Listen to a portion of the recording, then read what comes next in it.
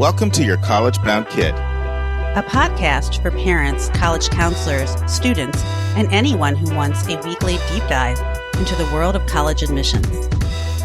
Hi, I'm Hillary Dickman. I'm the Senior Assistant Director of Admission for Marketing and Communications at Colorado College, and I'm also a parent of 2 college students. I'm Lisa, and I'm a clinical psychologist and college counselor. I have a daughter in college, a daughter in high school, and a son in middle school. After 30 years in Chicago, we recently moved to North Carolina. My name is Mark. I'm a college coach in Atlanta and the parent of 2 daughters. Karis, a graduate of Davidson College, and she is the founder of the Spanish tutoring company, SpanishHelpToday.com. And Joy is a wellness coach at the Keenan Flagler Business School at the University of North Carolina in Chapel Hill. And I'm so blessed to be able to work alongside both my beautiful daughters at School Match for You, a college counseling firm that I founded in 2010. This week in the news, Hillary and I continue giving you some personal tips to help with the personal statement. This week we're focusing on prompt number 4. Then we'll have a brand new interview. It's with Peg Keogh. She's the Chief Academic Officer at College Aid Pro. And we're talking about missed opportunities for the FAFSA and the CSS Profile. It's a 5-parter, so you'll hear part 1 of 5 today. And then I'm going to start a new little series, and it's going to be short, but for the next 7 weeks, I'm going to be talking about the financial challenges that colleges are facing. For 6 of those weeks, I'll read a short article from the Chronicle of Higher Ed and have very brief commentary. And then one of those weeks, Vince and I will discuss an article recently that came out from the Duke Chronicle about their financial challenges. And then we have another brand new interview. It's our college spotlight. Greg Zaiser's back. He's doing a spotlight on Elon University, and you'll hear part 1 of 2. And now it's time for Hot Topics in the News.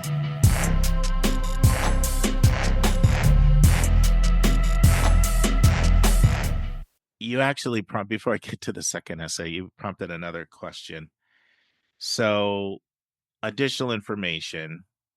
One of the things that frequently comes up there is this low grade, right? Mm-hmm. But there's also a fine line there as well, right? Mm-hmm. Like you had the low grade because you're in the hospital for 6 weeks in a row. That's different than, gee, I don't want this low grade to hurt me.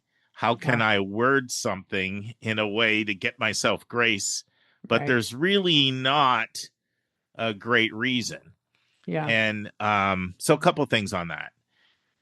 You never want to throw a teacher under the bus. So how do you feel about the student talking about how hard the grading was? Does that feel like woe is me? Or does that feel like, I'm kind of glad that you enlightened me about that? I would rather hear that from a counselor. Sure. Of course. So that would be my first choice. And if the student goes to a school where I know that it's too big of a school and the counselor's load is too big for them for the counselor to be able to write about it, then I think it can be okay to put that in there. But you really, I think, just have to be careful about how you word it so that it doesn't sound like you're throwing a teacher under the bus. Yeah. But the other thing, because we also like teachers who grade hard. Like when you come to Colorado College, you're going to have professors who grade hard, and they're going to expect you to be able to live up to, to meet the bar that they set for their classes. And so there is a little bit of the like, well, I'm sorry that one of your classes out of all of the classes you took in high school was hard, but like, this is what you should expect when you get to college. So, I mean, I would approach that with a lot of caution. I can't, it's hard for me to imagine encouraging a student to use that unless it was really a situation where not only was the teacher a hard grader, but also they were out because the teacher was out because they were sick and there were lots of substitutes. And I mean, I have had students write about that and counselors have backed them up, and that is really helpful. But also, like, if you're going to be denied from a school because you had one low grade, there's something else about your application that's not compelling enough for you to be considered for that school, because there's no school in the country that only admits students who have straight A's. Yeah, that's true. Do you, and that's well said, how often do you encounter the student that tries to comment on their grade and it feels like almost excuse making, like they're scared a low grade's going to hurt them? Yeah. And it's pretty rare. Okay. For me, I don't see it very often. Okay. I get asked about it all the time, just so you know. Really, students, I'm sure students must then think twice about it and not put it in, because I mean, maybe once a year, and I think that would be maybe generous. What about just the overall woe is me tone, which you really want to avoid? Do you see more of that than you'd like to, or does it feel like, no, it's not really an issue? I don't think it's really an issue. I think students have legitimate trauma, and they express that in their applications a lot. I don't feel like I see like the kind of woe is me overwriting about a situation that's actually not that big of a deal. I don't see that too often. Maybe some counselors are catching some of it. Yeah. I see a fair amount presented to me. That's why I asked it on my end. Yeah. Yeah. So let's go to the next one, which for me is the hardest one. The hardest one. When I say the hardest one, what I mean by that is this is the one where I feel my students struggle the most. And it's number 4. So I'll read it. Reflect on something that someone has done for you that has made you happy or thankful in a surprising way. How was this gratitude affected or motivated you? This is the one that it takes my students the most drafts, because it's the old cliche, you hear it all the time, but I really find it's true. Like, I want to admit the uncle after I've read your essay. Like that tends to be where they start, and they have to be able to take that person and show how that in person inspired them to go on and do it. And so, but a lot of times I feel people get stuck in the mother, the grandmother, the neighbor, the uncle. Do you see a lot of that? Yeah, we do. I think that the most important part of that question is the last sentence. How has this affected or motivated you? I mean, that's what we want to hear about, right? Like if I were breaking this into thirds, I'd say the first third, it's okay to be about, or 1/3, it doesn't necessarily have to be the first, but 1/3 of the essay is okay to be about the person who inspired you. But the other 2/3 need to be about how that affected you and what you did with it. It's like Matt always says when we finish reading these essays, so what? Yeah. Like, what did you do with it? What happened? And most of the time we don't get the answer to the so what. Yeah. And that's what we're really looking for, right? Because if someone inspired you, like, I don't know, I haven't looked up the word inspired in the dictionary, but I'm going to guess that it has something to do with motivating you to some kind of action. It's not just that like it's different from being enlightened, right? Like enlightened, you're thinking differently, but inspired, we use the word inspired to say that you're inspired to do something, right? So what did you do because of this person? How have you made other people's lives better? How have you changed as a person? How have you grown? What came out of that inspiration? No. And I think I was just thinking, like, what are the single biggest problems that I see in essay right now all the time? This is definitely one of them, not just for this essay, just in general. People go way on their story and they don't get to the so what. Yes. And they tell this really sometimes compelling story that really has you on the edge of your seat, but then it leaves you flat because it's like, so what? Like, how does that relate? I think sometimes students get very cinematic with their writing. And you feel like this happens to me sometimes. I have the western slope of Colorado and I have New England, both big ski places. And so I'll get a lot of essays about students, approaching this incredible ski jump or this big mountain route or something like that. And they tell me about every second of the experience, but then not what happened afterwards. Like, what did they do now that they know that they could conquer that big thing? How did they use what they learned from that? And it feels like I'm watching a movie, but only the part about the one big exciting moment and not about how the person changed. Yeah, I like that cinematic example. Good. Yeah, good stuff. And so the last one, now this is the first two I feel I have a lot of experience with. The last one, not as much. I have very few students that choose the 7th prompt, share an essay or topic of your choice. It can be one you've already written, one that responds to different prompts, or one of your own design. Mm-hmm. I think that one that you've already written may throw people off because Susan and others have told me that they will get literally like papers an or essay. something. Yeah. I did get a couple of those recently after saying I don't see that a lot. I have gotten a couple submitted to me recently. So, yeah. But how often do you see that? Not too often. I can think of actually a couple schools that we tend to get those from, and they're schools that just don't have great counseling, which is unfortunate because the kids don't know what they don't know. So yeah, I get a handful of them every year. I also get the ones that students have written for their junior English class, and it still has the header that their teacher required of them for that junior English class. So it'll be like, Jane Doe, and then it'll have like the name of the teacher, Mrs. Smith's 11th grade English class, and then the date, like March 18th. 2024. And I just delete that part. Even if you wrote the essay because the requirement for that class was to write a college essay, delete the rest of it and pretend like you didn't have to do it for class. So that kind of, when they're thinking about something that they've already written and submitting that's fine. But yeah, I don't really want an essay about Aristotle unless it's about what you learned and how that inspired you to something else, right?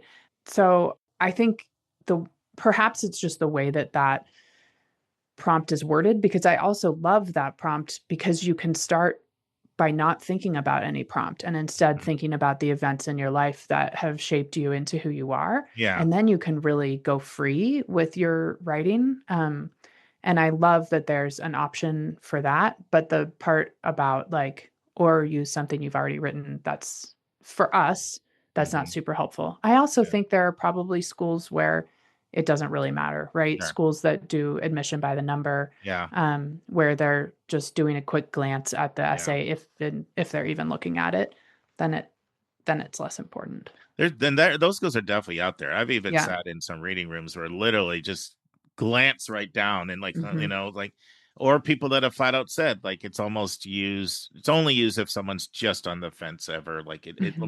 Most of the time we're not looking at it at all, but in tough judgment cases, those schools are, I can't quantify them, but it's certainly not rare. Yeah.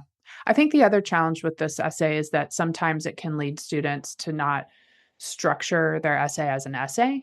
And so they might come at us with a poem or a song or something where I remember one year getting one where the first letter of every sentence ended up spelling the student's name, and we were supposed to figure that out by the end of the essay. And I don't like puzzles. I don't like board games.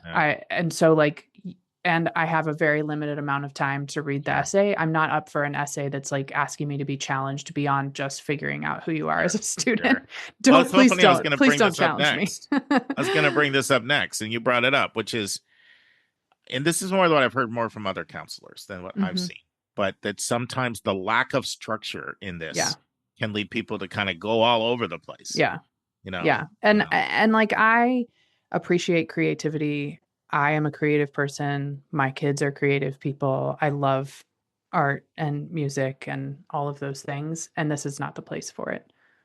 Yeah. Awesome.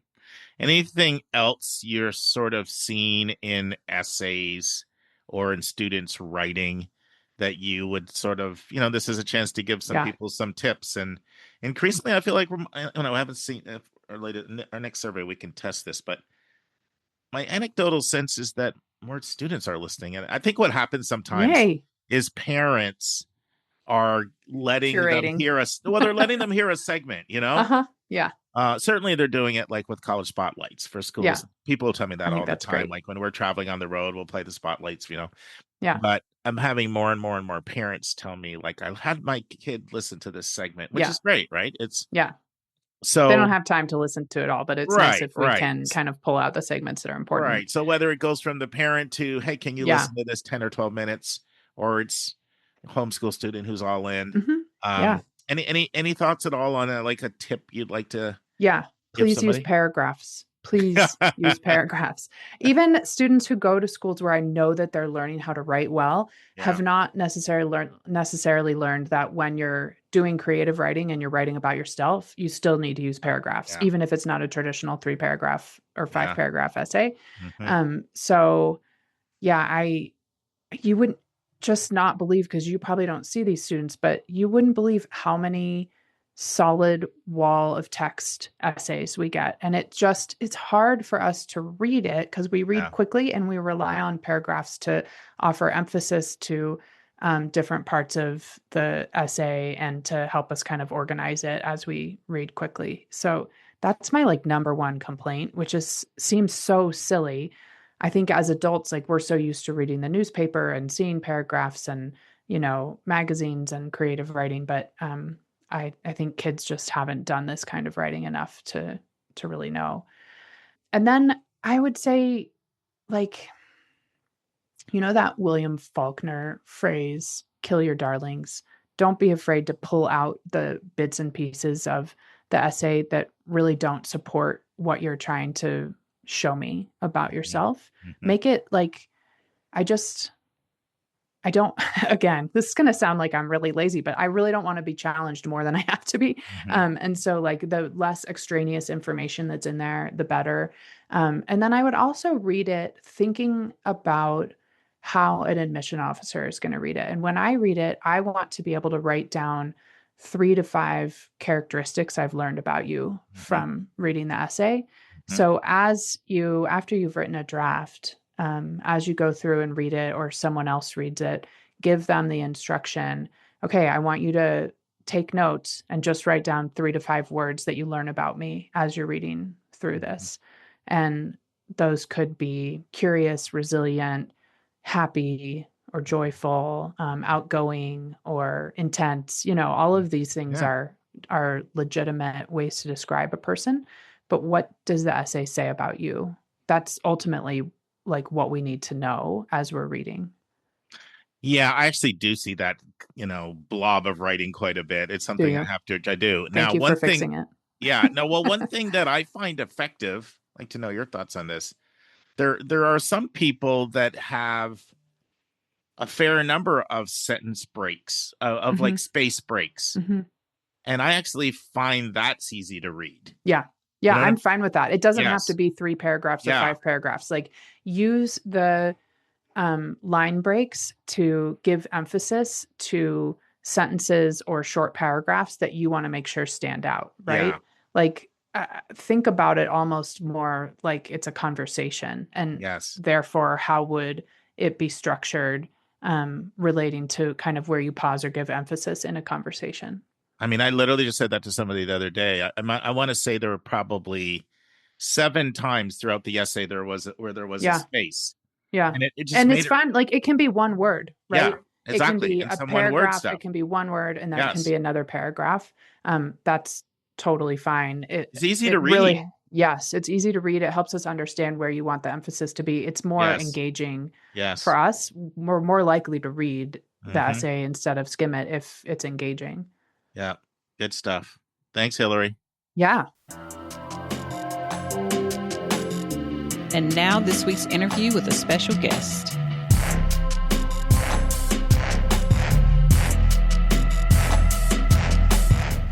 Friends, a brand new interview with Peg Keogh, Chief Academic Officer at College Aid Pro. In part 1, Peg gives her story.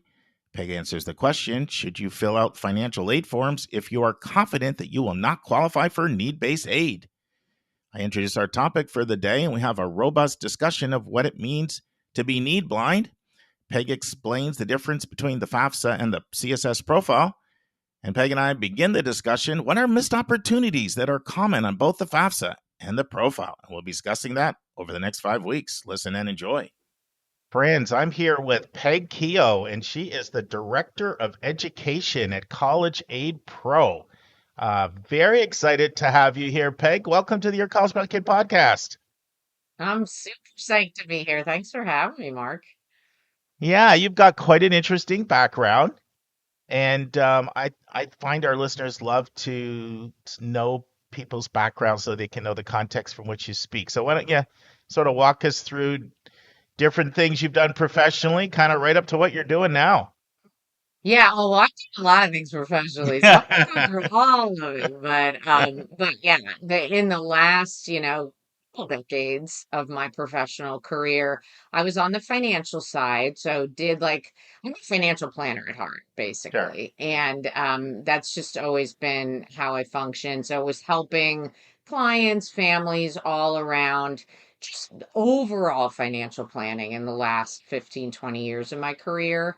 Before that, I was a teacher, did other things, which now I kind of feel like I'm a teacher again in my Sure. education capacity and what I do at College Aid Pro, which is lovely. But yeah, so that's what I focused on. And then I have twins, Shannon and Brennan. And when they hit high school, I'd been doing all this work with people around saving for college and 529s and all that fun stuff.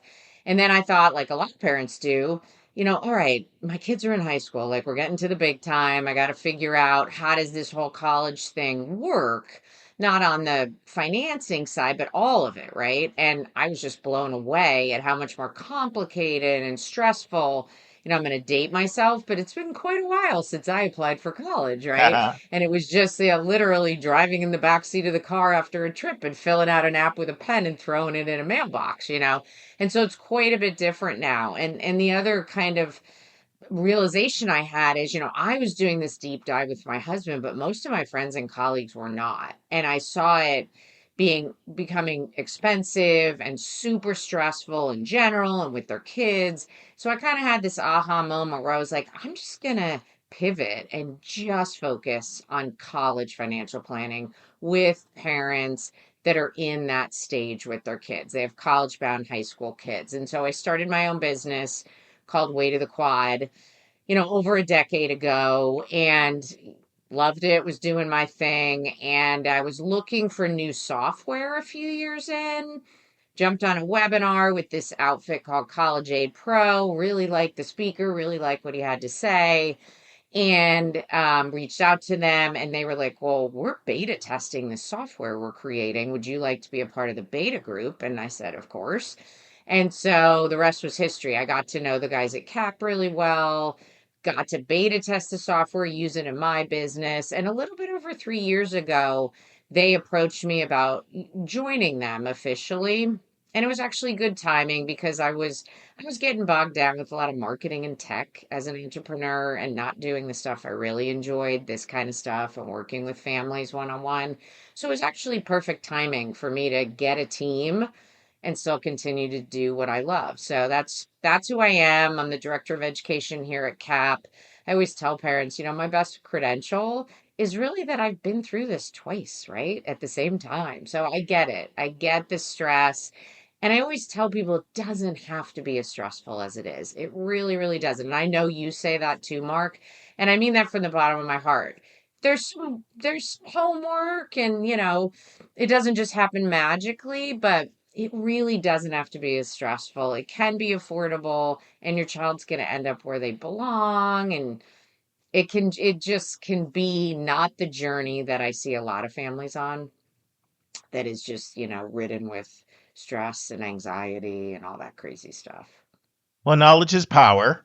And I've seen several webinars you've done. I've learned something every time. I'm excited to bring you to our audience. And today we're going to talk about missed opportunities when completing the two most important financial aid forms, the FAFSA and the CSS Profile. And, I was listening to another presentation on a CSS Profile, and they compared it to a colonoscopy. So that's oh my gosh. So that's the negative side. But, you could potentially, as get thousands or even tens of thousands by properly filling out these forms. So I think it's like a glass half empty, glass half full thing, right? Like I remember one family I worked with over a decade ago that said, please don't give me any schools that require this profile thing. But then you could also say, look at the people that were able to unearth, thousands or tens of thousands of dollars of need-based financial aid because they filled it out for it, right? So I prefer to see it as a glass half full kind of thing. And And it's an opportunity to potentially tap into money that you might not tap into if you either didn't fill out the forms or you filled them out erroneously. Yeah, absolutely. And a lot of the schools, about 250 that require the CSS profile, they happen to be schools that if you have need, they can be very, very generous. So to your point, Mark, you literally could be leaving tens of thousands of dollars on the table just because you want to avoid it, and I wouldn't recommend it. Yeah, you should just, submit the form. So let's start out with the most basic of questions. I don't want to assume anybody knows everything. Walk our listeners through what the difference is between the FAFSA and the profile before we get into Yeah. these So opportunities. the FAFSA, the Free Application for Federal Student Aid, it is required by almost every school in the country. And for most schools, that's how you're going to receive federal aid, state aid, and institutional aid, which is the endowment money, which is from the colleges. By far, that's the best source of discounts on the cost of college, hands down. So that's the FAFSA. It was revamped in the 24-25 school year. So we're in that second year now. It's going much, much better this go round. So the government, really got some things fixed. So kudos to them on that. So that's the FAFSA. Most schools, that's all you're going to be doing as a family. The CSS profile is a second form that, like I said a minute ago, about 250, mostly private, but there's a few publics in there, schools that require it along with the FAFSA, not in lieu of the FAFSA. You need to submit both. But what those colleges do is they say, okay, we're going to give out federal and state aid based on what the FAFSA tells us. But when it comes to our money, our endowment money, our institutional aid, we're going to use the CSS profile and we're going to calculate what we think your need is and then decide how much we're going to give you. As you just joked, the CSS profile is much longer. They don't leave many stones unturned, right? They ask you about everything in your financial life, and then you upload tax returns after it's been submitted. So they're just really different forms in length and in detail. But as we were just saying, the schools that require the CSS profile, if you don't submit it, you're not eligible for any of that institutional money from the colleges, and it can be really punitive. The other thing is there are some schools that if you don't submit the CSS profile and or the FAFSA, you're not eligible for merit aid, which is the non-need based aid that we're not talking about today, but you could be leaving that money on the table as well. And then one other thing I'll just mention, just because a lot of parents don't want to fill these forms out because they're scary and they're hard, is some schools, if you don't submit the forms because you're like, oh, I know I'm not going to get anything, say that's all valid and true, but then all of a sudden your life changes. And look at COVID. I said this pre-COVID to my families, and then COVID hit and I was like, see, life happens. Some schools literally will say to a family, you told us before freshman year that you didn't need any of our money. And so there's no money, right? They won't let you submit in later years. Not all schools. So it's really important to kind of get over that little bit of anxiety and just say, you know what? This is one of the things I got to do. I file my taxes every year.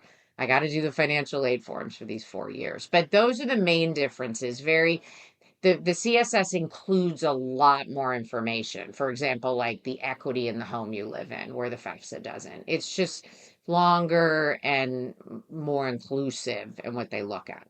So I want to ask you a tough question that I get different answers depending on who I ask this question to, right? So some people say just go ahead and fill out the forms no matter what your income and assets are, just for the reasons that you said, right? Like if you have a change in circumstance, schools have different policies.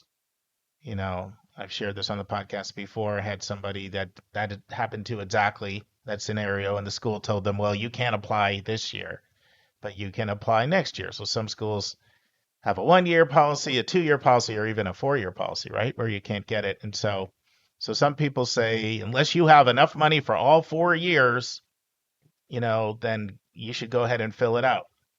Then I have others, I'm thinking of 2 colleges that I've spoken with who have said to me that when somebody applies for money and they don't qualify and we're not going to give them any, that is the student that we have the lowest chance of yielding. And so for these schools that are super yield conscious and that are need aware, there's a potential for somebody to say, you know what, we're not going to yield this family. They say they want money. We're not giving them money. We'll direct our, resources to someone that's. So how do you advise navigating for the person that's like, I know I'm not going to qualify. I've done net price calculators. I don't qualify. Like, why should I fill out the forms? How do you sort of bridge that gap? Because I see both sides. And it's one of the most frequently asked questions that I get as a counselor. Like, I'm not going to qualify. Why should I fill out the forms? Right. And I think I've had colleges tell me exactly what you just said, Mark, too. Like, if we think, like, if the parent is submitting these forms, maybe they're clueless and they're waiting for money, and then they're going to tell the child, well, you're not going here because we didn't get money. So they're businesses, right? They care about their yield. So I think I don't have a blanket answer for every family. If somebody truly is literally, without even losing a minute of sleep, can pay all 4 years full price with inflation, and they know a school is need aware. I mean, schools say they're need blind. I don't know that I totally buy it, to be You and me honest. both. Yeah, I think, okay, it just sounds a bit like a marketing tool to me. But some schools that are need aware are going to pay attention to that a lot more than other schools. So I think if that's a big concern, you need to kind of look into the school and maybe do some anonymous phone calls to have some chats and see if people will be honest. I was really surprised when this school told me this at a conference. He just flat out told me. I was like, wow, thanks for telling me that. I didn't think that schools would say that. It's just something they do behind the scenes. So it kind of depends. Like if somebody's really like, Peg, I can pay for this. It's not an issue. I don't have to work till I'm 80 to make it happen, even if a life circumstance happens. I do have some clients, and I'm sure you have too. Like they're fortunate and they're sitting on a lot of money. So they can pay it. Then they can make that decision. I just make sure that parents know, okay, this is where it could sting. And if you're okay with all of those, okay. Also, private scholarships. Some private scholarships want to have it on file. They just need to know the negative. That's a possible negative. It's not that common that a school will do that, but they could. They could. So if this is a school that your child's heart is set on, you guys think it's the best fit, it's where they're going to thrive, and it's not worth it to maybe not get in, that's where, as a family, you make that decision.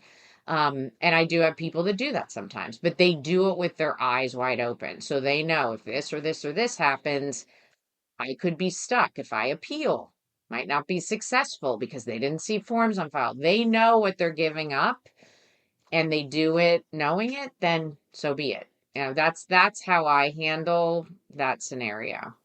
Yeah, and one great thing that I'd strongly recommend that you mentioned in your research is to find out what their policy is on if circumstances change.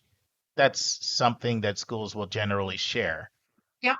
And so at least know that, because some people are like, well, I know I have money for this year. So if it's a school that's going to not hold it against me in future years, then that might inform your decisions versus if it's one of these schools that says, no, you can't apply for 2 years or for all 4 years, because that oftentimes somebody may say, well, I know I have money for 1 year, but I don't know if I have it for 4. So just knowing the policy on that. Exactly. I want to say something on the need blind too. So I don't believe at need blind schools admission officers are thinking about your wallet when they read a file and rate a file. But the need aware piece comes in kind of things like, are they need blind for transfers? Usually not. Are they need blind for internationals? Usually not. Are they need blind for their wait list? Usually not.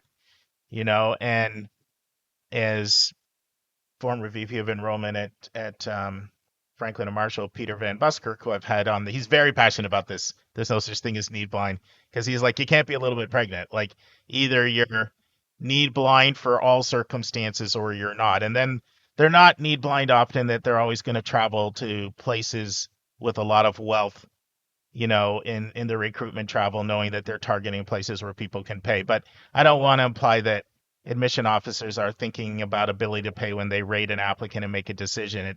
It's not like it comes in so much there, but it does impact. If you have a lot of exceptions, are you really truly need blind, I guess is how you would put it, right? Well, yeah, and what some administrators have shared with me over the years is, look, when we get to where we're filling out our class, we're at the last 10 to 15%, and we've got Peg over here who has quite a bit of need, and we have Mark over here whose parents can almost pay the bill. Well, yeah, the nod might go to Mark because they're equal as far as what they're going to do on campus and their academics. But I don't think any school does that. They don't do that with each student, to your point, as they're doing admission reviews. That's where I see the difference. If a school really isn't looking at your need at all, that would never come into play. But if they're need aware, I think that's when it comes into play. But if that really matters to a family, then that really matters, Yeah, this emerged some years ago when both Wesleyan and Haverford sort of freaked out the admissions world by saying we're no longer need blind, and people are like, "Oh my goodness, I can't believe you're saying that." But then the way they defined it, they said, one, we just want to have truth in advertising, but the way they defined it was it doesn't really impact that many applicants. It's when we get down to those last decisions and we've run out of money, then it factors in. But for remember one of the schools, I can't remember, it was Haverford or Wesleyan, said 96% of kids we are need blind for, but when it gets down to the last 4% and the budget is tight, that's when we do look at it. So it's not quite as black and white as it kind of sounds a lot of times the way it's presented. Right. Yep. Totally agree. So we're going to talk about these missed opportunities, and let's start by talking about things that are common to both the profile and the FAFSA, things that you see students and parents making, mistakes on a regular basis. So we've got 5 of them here that are common to both the profile and the FAFSA. I'm just going to mention one, and I'd like you to comment on it. So including retirement accounts in the parent-student investment question. What do you want to say about this one, Peg? Yeah, so they ask about assets on both forms. I'll talk to a little bit so I don't confuse people. On the FAFSA, and that's the term they use, net worth of investments, which is confusing to some people. There's checking and savings, which is clear to everybody, but then net worth of investment. So in that number, if you've been a great saver and being a financial planner, I'll pat you on the back. Good job. You have some nice 401ks and Roth IRAs and IRAs, and you have a pension if you're lucky enough nowadays. Those are all retirement accounts. Those are not included in that net worth of investments question on the CSS profile or the FAFSA. So it's only non-retirement assets. If you're not sure if something is a retirement account, ask somebody who can tell you for sure. That's a very common, because people see investments, and a lot of people, they have checking and savings, and then if they have extra money, it goes right into retirement. So they see investments and they say, well, I have investments, my 401k, and they plop it in there, and it can really, it shoots up your what's called student aid index, and you lose, need-based aid eligibility if you put more assets than you actually have. So it's only non-retirement assets. Do you feel, Peg, that this is worded in a way that's a bit confusing, or do you feel like it's really clear, but it's just so easy for this to happen, whether it's clear or not? Because I know this happens frequently. Yeah, it's one of the most common ones. They tell you non-retirement assets, but I think a lot of people that they might not even really know what that means, to be honest. They don't really know the breakdown. That's why I was saying, if you have several accounts and you're not sure, that's fine. Just ask somebody. If it's your brother who's a financial advisor, come and get help from College Aid Pro, get help from Mark, wherever you get it from. Just ask somebody who's knowledgeable so that you know this is what you need to include and this isn't. Friends, this concludes part 1 of my interview with Peg. Hope you join us next week for part 2. Okay, friends, I said in the preview that I'm starting a brand new series, and this goes back to almost 5 years ago. Every once in a while, something just grieves me to the core of my heart that's going on in higher ed. And 5 years ago, it was the mental health challenges students are facing. Not that it ever subsided or relented, but can't talk about that every single episode, right? And so our really long-term listeners will remember I did a 10-part series on recommended resources related to mental health. And it was 10 different books. You know, they're all still listed if you go to yourcollegebrandkid.com under the book section related to mental health. Well, I'm feeling grieved in the same way, and it's over the ubiquitous nature of the financial woes that colleges are facing. Now, we've talked about that frequently on this podcast, but I came across a great article in the Chronicles of Higher Ed. By the way, just so you know, the Chronicles of Higher Ed, in my opinion, is the gold standard. And if you can spare $10, it's absolutely worth their $10 a month, not permanently or not a one time. $10 a month, it's absolutely worth you subscribing to the Chronicle. And if you do, what I strongly recommend is you go and you look at all of the different daily articles or topics of articles that they will send directly into your inbox. I mean, you want to be current on what's going on in higher ed. There is no better way. So what I'm going to read to you in 6 of the 7 weeks are all from the same article. And it's called The Money Problem No College Can Escape.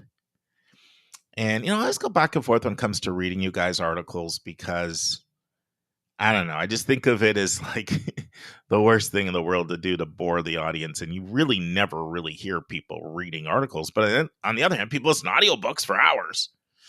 And I have asked a few of you, and some of you have said it's cool. Reading articles is cool. So how am I reconciling that? Well, the way I'm reconciling this is just reading short doses. So this article, it goes on to say 6 views on how higher ed's business model is crackling. 6 views on how higher ed's business model is cracking and what to do about it. And there's 6 different industry experts. Chris Gardner, Ruth Johnson, Francois Fustenberg, Gary Stoker, Robert Goldberg, and Paul Pribenow. Now, they come from different perspectives. You know, some are like CFOs in colleges. Some are professors. Some are experts at places like Nakubu. They're all kind of money experts. And what I'm going to do is I'm going to read one article for 6 weeks. And then I'm just going to make a few comments about it. The articles are short, but if you read the whole thing together, it's fairly lengthy. And I'm just afraid I'll put you to sleep. So I'm spreading over 6 weeks. So let me read the first one. So first of all, the intro. We are now 6 months into the second Trump administration, and colleges are confronting a vast array of threats to their budgets, including cuts in federal research funding, an increased endowment tax, and possible chill in international enrollment. In response, colleges are scenario planning, freezing hiring, conducting layoffs, issuing bonds, embracing novel budgeting strategies. Amid the dizzying changes, we reached out to 6 people on the front lines of higher ed financial turmoil to ask how they're navigating these challenges. And they told us. So first up today is Chris Gardner.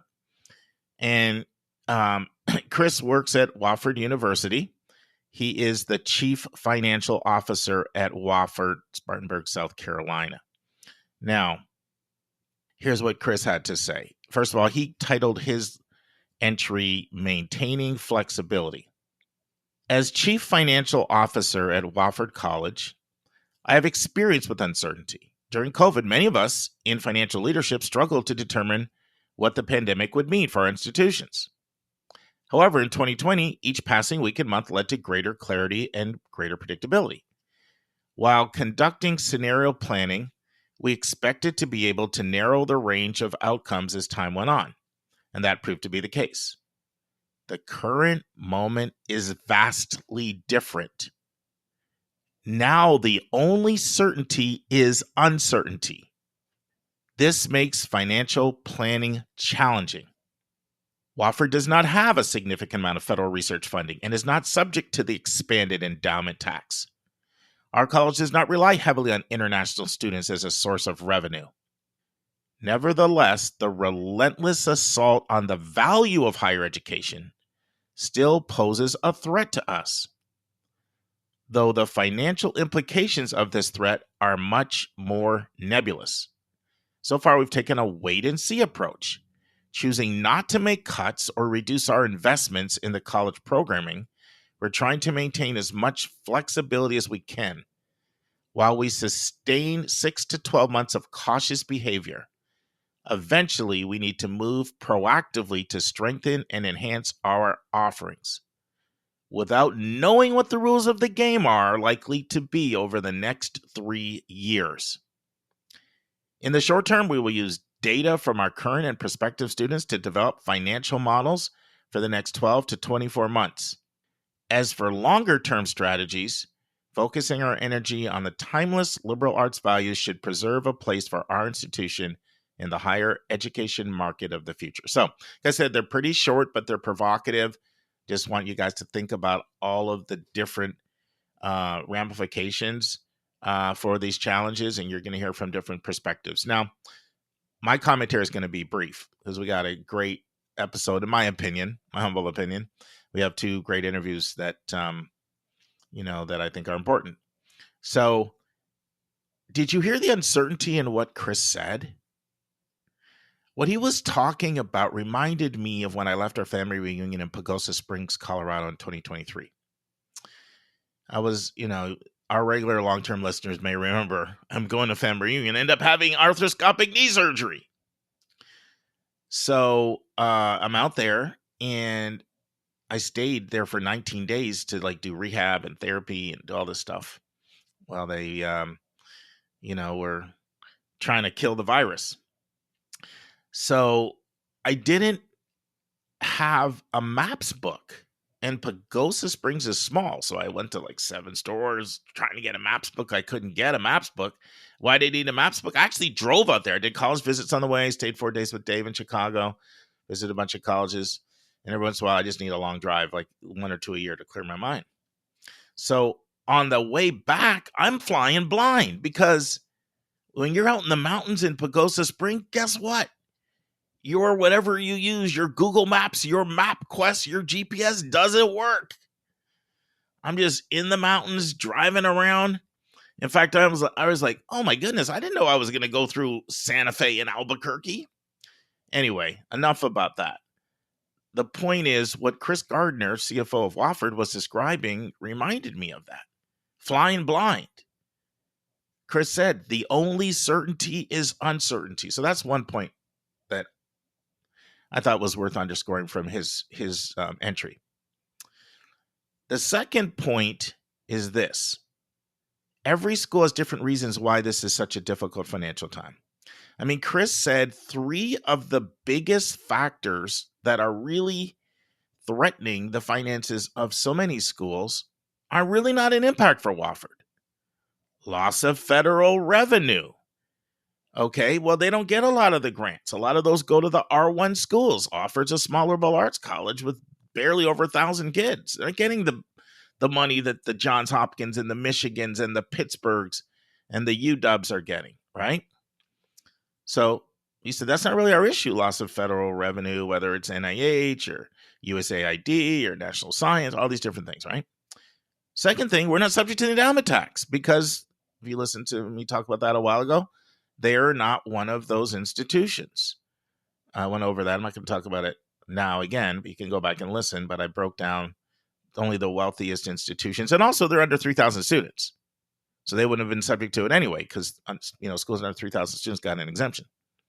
So the endowment tax, non-factor. Third thing, and if you've been to Wofford, I was there last year. I haven't done a spotlight on it, but I if you request one, I will. And I'll have more to say about that on Monday's episode, by the way. International students, Wofford doesn't have very many international students. Not very many at all. So that's not really a factor for them. But still, it's a grueling challenge right now. So that's the second point. Now, I just want to say something, and then we'll get to our interviews.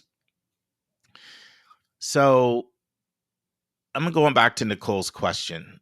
Our first year college student heading east to go to a women's college. And last 2 Mondays, I addressed her question, right? And talked about the Republican tax bill and the impact.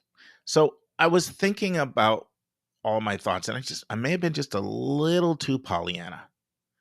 There are a couple things that I didn't mention that were worth mentioning.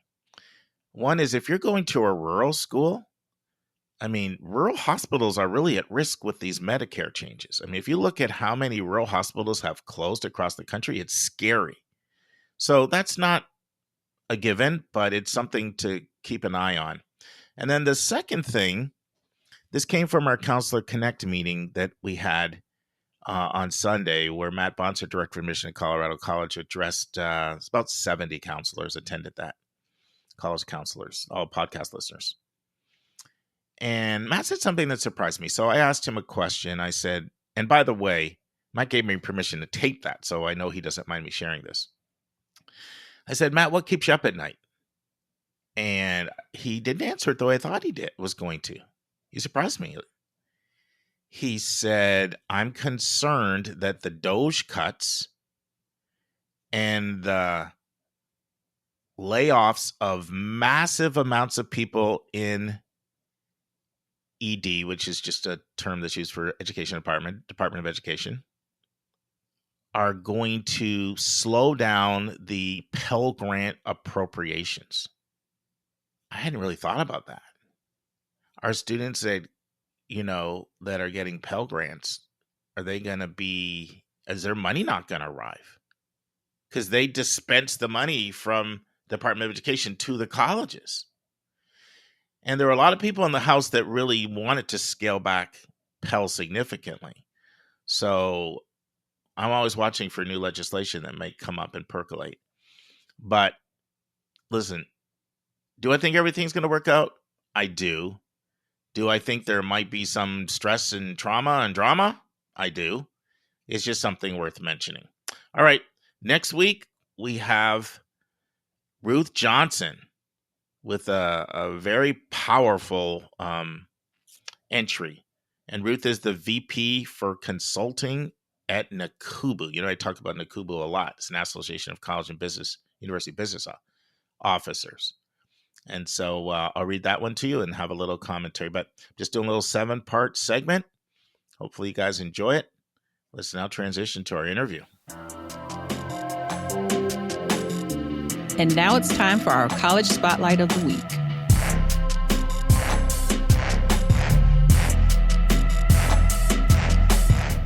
Friends, Greg is back. And if you heard last week, he's so honest and so transparent. And I really loved this interview as well. Last time was demonstrated interest. This week, it's understanding Elon. In part 1, Greg talks about what makes Elon distinctively special. Greg talks about how Elon's almost pioneered engaged learning. Greg talks about the 5 Elon experiences. Greg talks about the small class sizes. Greg talks about the awards the Elon faculty has received. Greg talks about the engineering and the nursing programs. Greg talks about athletics at Elon. Greg talks about the Elon campus. Greg talks about an exciting new major Elon has in the School of Communications. Greg talks about some exciting changes Elon is making to the physician assistant program. Greg talks about Elon in New York, D.C., Charlotte, and Seattle, or maybe it's Denver. Greg talks about whether the word on the street that Elon wants you to let them know if you're in their top 3 is accurate. And I asked Greg if Elon is a school that is great for a family that can pay at least $40,000 to $60,000, but not a financial match for a family that can't pay $40,000. And I asked Greg about 2 reasons that I hear from my students that they sometimes don't select Elon, and Greg gives honest answers to those questions. Listen and enjoy. So let's transition to Elon, a school that everyone on our team loves. I had a fantastic visit there not too long ago. So did Jen, another member of our team. I'm curious what you've been doing, and you probably deserve a lot of credit because you've been there a long time. But I noticed like around 2001 or 2002, a while ago, Elon started getting really hot. I was in Pennsylvania at the time at the Westtown School. Okay. Yeah. And Elon started getting really hot in Pennsylvania in the Mid-Atlantic in a way that places like Furman were not. It just wasn't having that level of reach. Another really good school, but just was a lot more of a Southern applicant pool.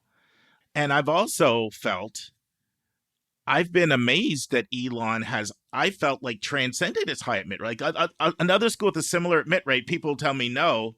But for Elon, they'll say, oh, yeah. Now, some of that is they've heard great things, word of mouth, right?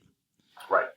Give me an overview of Elon, what you see of the strengths, and then maybe also comment on what Elon has done in the last, for me, it feels like 25 years.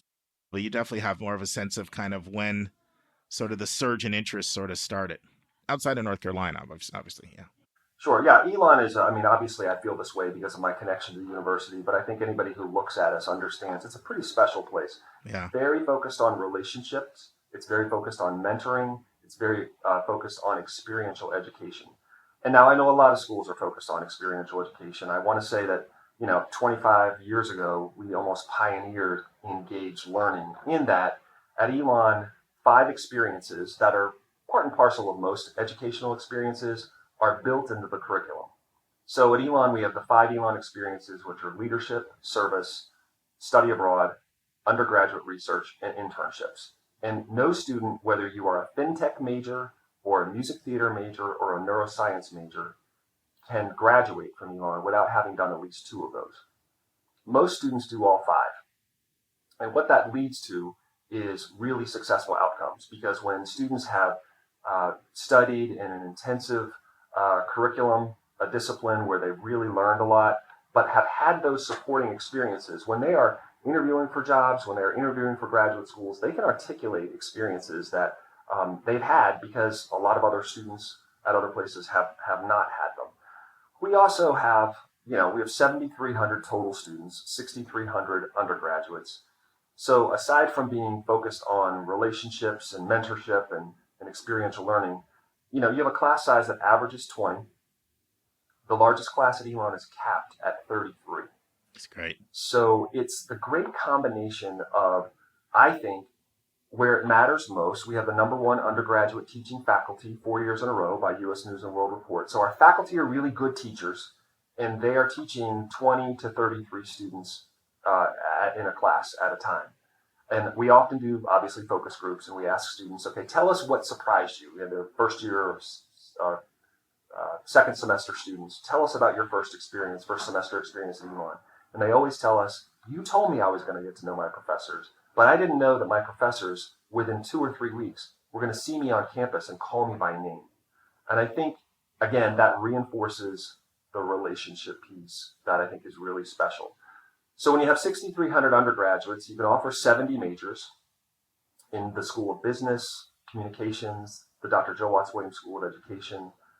We are launching a School of Engineering and Computing next year. So we've added the BS in engineering about 5 years ago. It became quickly one of our top 10 majors. So we're adding that. We added nursing 5 years ago, and it is also one of our top 10 majors. So you have the highest accreditations possible. You have the students from 50 states. You have Division I NCAA athletics. I will say the campus is spectacular, but there are a lot of spectacular campuses. I am the first person to say that a beautiful campus does not make a great school. A great school is based on the people, the facilities, and the programs that those facilities support. And I think Elon has so much of all of those things. Yes, the campus is a botanical garden, but at the end of the day, it's about the quality of faculty and the quality of the experiences, and the outcomes are very, very strong. So that's Elon in a nutshell. I could tell you a whole lot more, but Sure. I know time. No, but I'm glad you mentioned the beautiful botanical campus, because it is very striking, and it does grab people when they visit. It's one of the things. But like you said, so do other places. Yeah. People do like that mid-size too. There's a lot of I don't know if I want the 22,000, but I also don't necessarily. There's a market for people that don't want big state U with TAs and a couple hundred people in the class, right? There's a market for those things. And then definitely there's a your high touch experiences like that resonates, right? The co-ops, the interns, the research, the service, the study abroad, those things resonate. Yeah, I think that one of the things that students find here that maybe other places offer, but the distinction is that you can do those things from day one at Elon. So if you're interested in communications, you are there. I mean, Fresh TV is a way for students in their first semester to get behind the camera and in front of the camera here in the School of Communications. That's just one example, but I do think that accessibility to the things that students are looking for happens early at Elon, and that's very deliberate, of course. All right, I've got to ask Elon a couple of Lisa's questions here. Is Elon planning any new majors, fellow programs, or scholar programs? And you've talked already about neuroscience, right. 2026 minor to major, and you've already talked about the expansion of engineering right. and nursing. But anything else you want to add? Yeah, the other major is digital content management. So this is in the School of Communications, and obviously, I am thrilled because our School of Communications is outstanding, and many of you all know that. But digital content management will, I think, I say this, and the dean of the School of Communications has heard me say this, I think it's going to really speak to the student who really wants to be an influencer, but needs to have, the undergraduate degree and experience and background. That is not who it's designated for.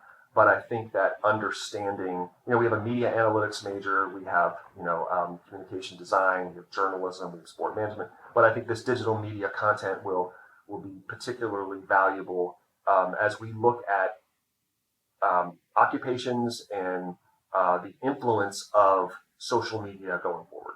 So I'm excited about that. So that coupled with, as you say, neuroscience, the expansion of engineering, and we will continue to look at. We also are we're adding to our PA program. So at Elon, we have had a physician assistant studies program at the graduate level.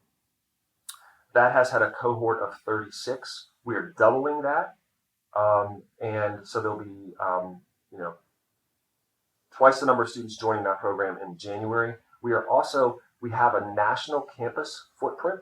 So we have locations in Los Angeles. We have an Elon in LA, internship-based experience, Elon in New York, Elon in DC, and our most recent offering is Elon in Charlotte. And we're really referring to this as the semester of sport. So for undergraduates, this is where undergraduate students will do internships with professional sports teams. That's awesome. We're excited about that. Plus, we have an unbelievable center at a terrific location in Charlotte, and that we will have a PA program of 76 students there beginning in January of 27, a master's in clinical health, and we will also have our MSBA, Master of Business Analytics, will also be housed there, along with the law program that's already there. So lots of expansion at the graduate level, but also some at the undergraduate level too, if you can imagine. Well, I've got a student at Elon right now for sports management, and as you know, that's a really growing field. I mean, I am asked about that so much more than I was ever asked about it even 5 years ago. It's incredible the interest there. Yeah, well, good, because it's sport management, but this programmatic opportunity allows for sports broadcasting and sports marketing. Yeah. And I know that those are things that a lot of students are interested in. Is there a statistics component? Because I know, Syracuse, Rice, a few of them have that sports statistics that can be really popular with my students that love sports and love math. Yeah. Well, one of the 4 required classes at Elon, part of our core curriculum, is statistics, unless you're going on to engineering or something like that. So that's already baked into the core curriculum, and then you can imagine that in particular disciplines, without question, statistics is. We have a program in the Dominican Republic which is focused as a study abroad experience for baseball, and there's a lot of statistical work there. So here's Lisa's second question. Okay. I attended a seminar for local IECs, and Elon's director noted, some of what you said, difficulties determining which students are truly interested.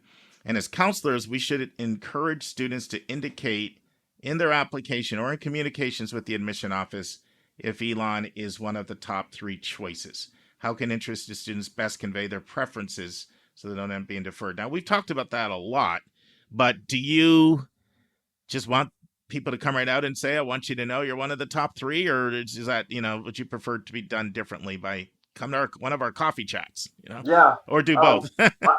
Honestly, the easy answer is both.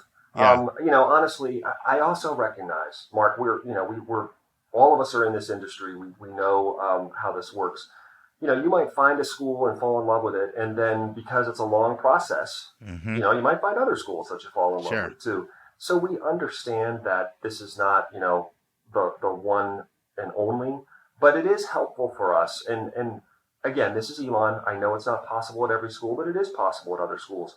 When you visit, we're going to give you the business card of not only the tour guide. The tour guide will give you their business card, but also the card of the person who will end up being the first read on your application.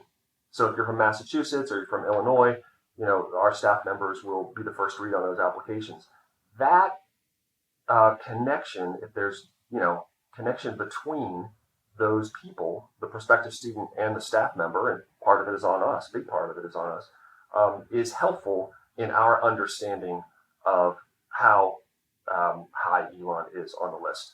And often that is revealed during those coffee chats.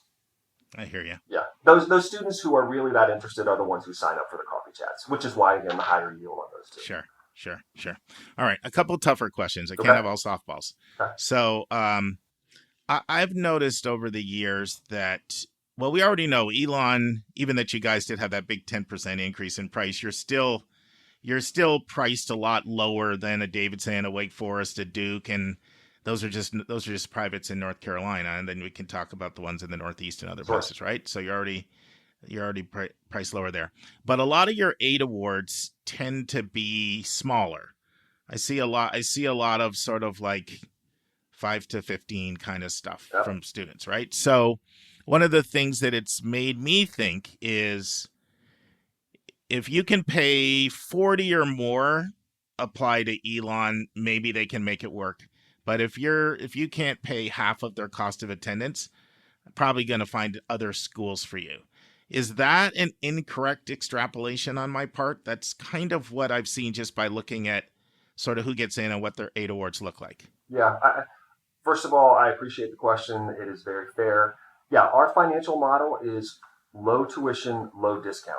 So Yes. if we are not the opposite of high tuition, high discount. Exactly. And quite honestly, that has served us really well. I'm not going to tell you that it makes our March and April very, very difficult.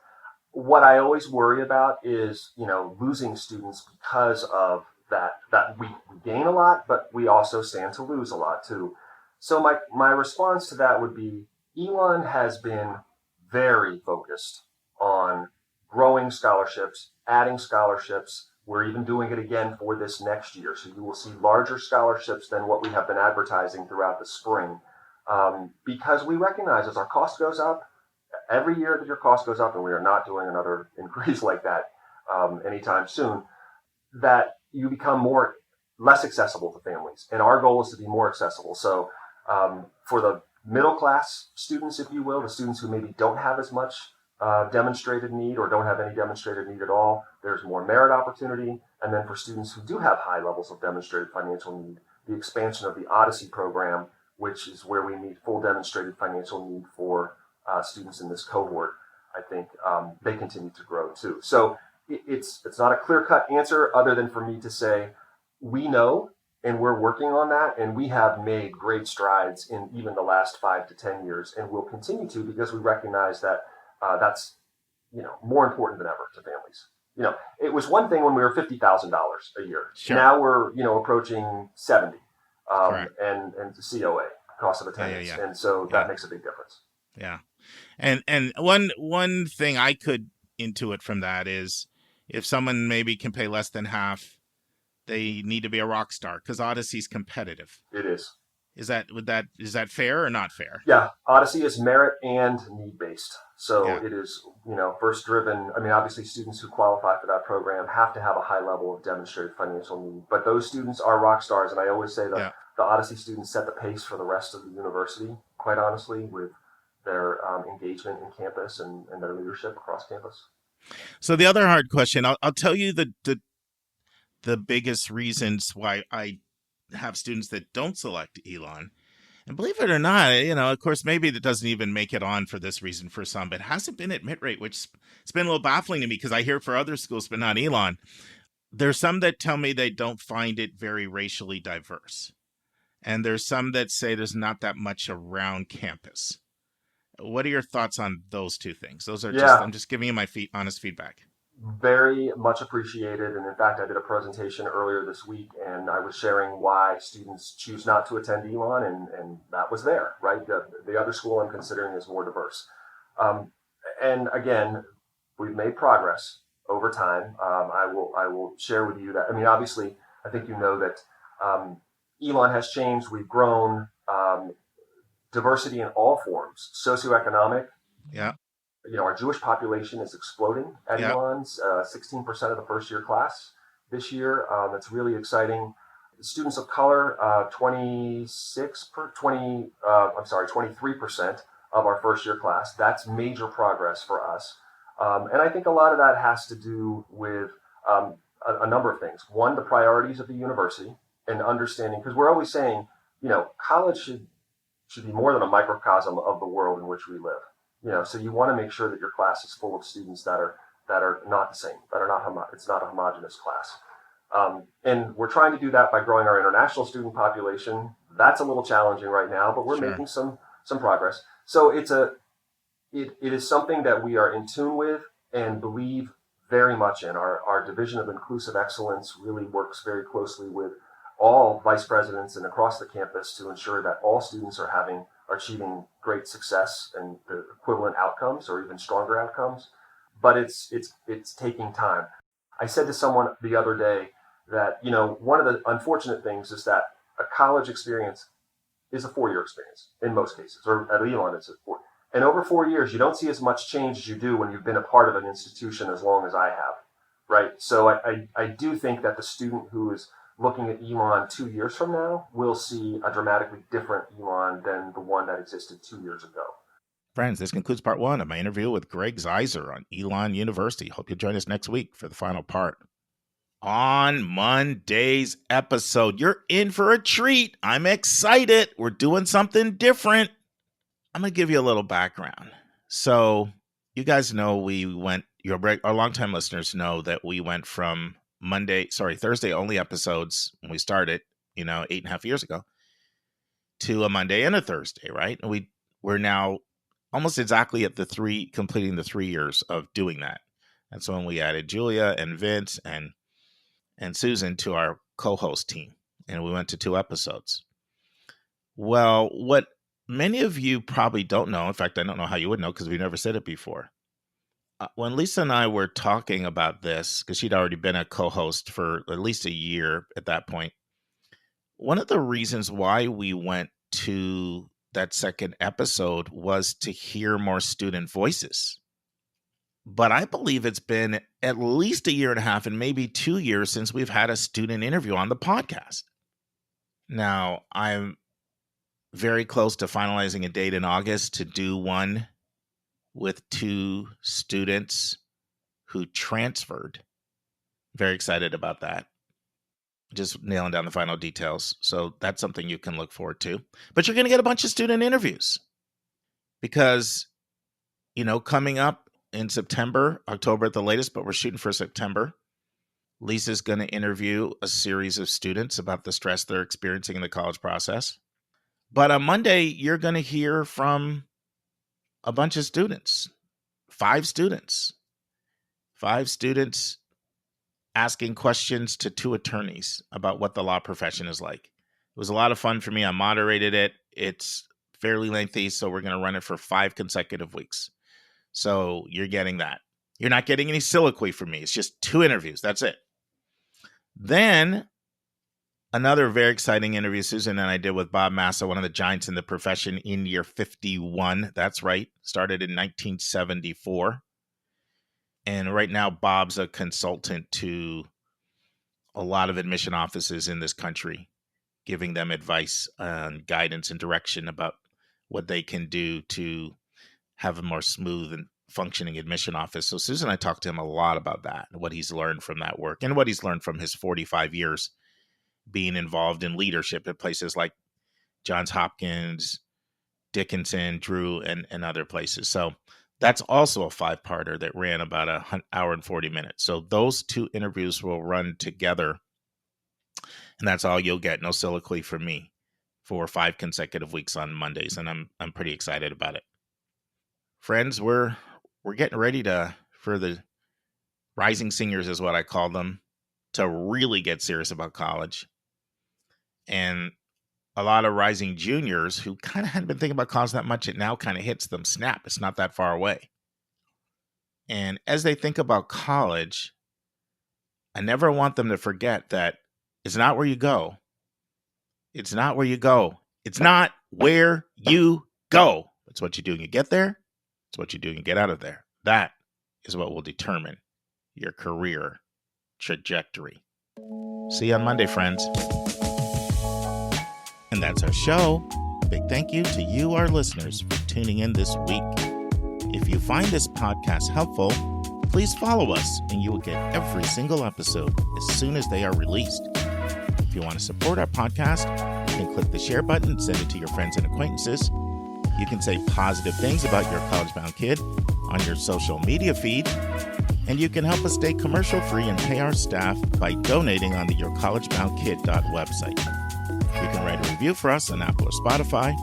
And if you have a question or a recommendation, just go to speakpipe.com/YCBK, hit the orange button, and speak. We will do our best to get your question in your own voice on an upcoming episode. I am the producer of the podcast, and I live in Metro Atlanta. We have a fantastic team that has over 200 years of admissions and counseling experience.